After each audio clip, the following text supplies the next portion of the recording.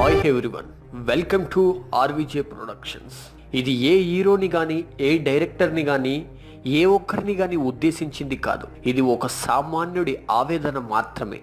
Baahubali Telugu cinema చరిత్రను తిరగరాసిన cinema. ఒకేసారి Hollywood range కు తీసుకెళ్లిన సినిమా బాహుబలి. రికార్డులను క్రియేట్ చేసిన సినిమా బాహుబలి. బాహుబలి 2 రిలీజ్ అవుతుంది అంటే కొన్ని లక్షల మంది వెయిట్ చేశారు. ఇంకా మన రాష్ట్ర ప్రభుత్వాలు కూడా ఫుల్ సపోర్ట్ చేశాయి. ఆంధ్రాలో అయితే రోజుకు 6 షోలు, తెలంగాణలో అయితే రోజుకు 5 షోలు వేసుకోవడానికి ప్రభుత్వాలు పర్మిషన్లు కూడా ఇచ్చాయి.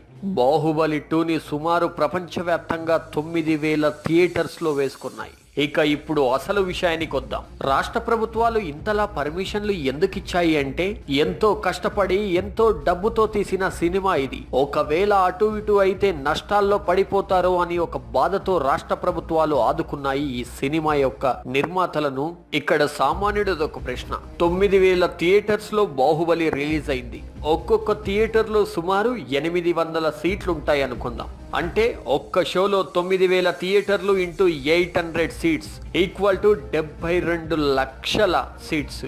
అంటే ఒక్క షోని 72 లక్షల మంది ఒక షోలో చూడవచ్చు.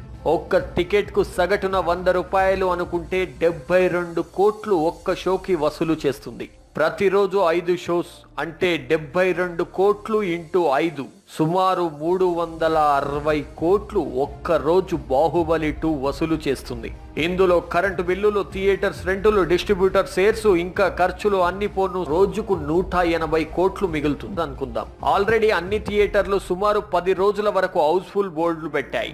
రోజుకు 180 కోట్ల చొప్పున ఇలానే 10 రోజులు వసూలు చేస్తే 1800 కోట్ల వరకు బాహుబలికి వస్తుంది ఇన్కమ్. ఇది ఓన్లీ 10 రోజుల వరకు మాత్రమే. మూవీ తీయడానికైన ఖర్చు 250 కోట్లు. ఇక ఇప్పుడు అసలు విషయానికి వద్దాం.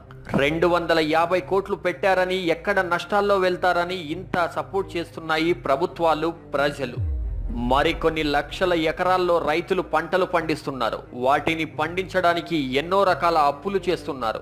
దానికి గిట్టుబాటు ధర లేకుండా ఉంటే రైతులు బాధపడుతుంటే, ఆత్మహత్యలు చేసుకుంటే ఎవరు బాధ్యులు? ప్రభుత్వాలు గాని ప్రజలు గాని ఎందుకు సపోర్ట్ చేయడం లేదు? ఒక్క రోజు సినిమా కోసం 80 రూపాయలున్న టికెట్ రేటు 100 రూపాయలు పెంచారు. 50 రూపాయలున్న దాన్ని 80 చేశారు. మరి రైతులు పంటలు పండించిన తర్వాత ధరల విషయంలో ఎందుకు పట్టించుకోవడం లేదు?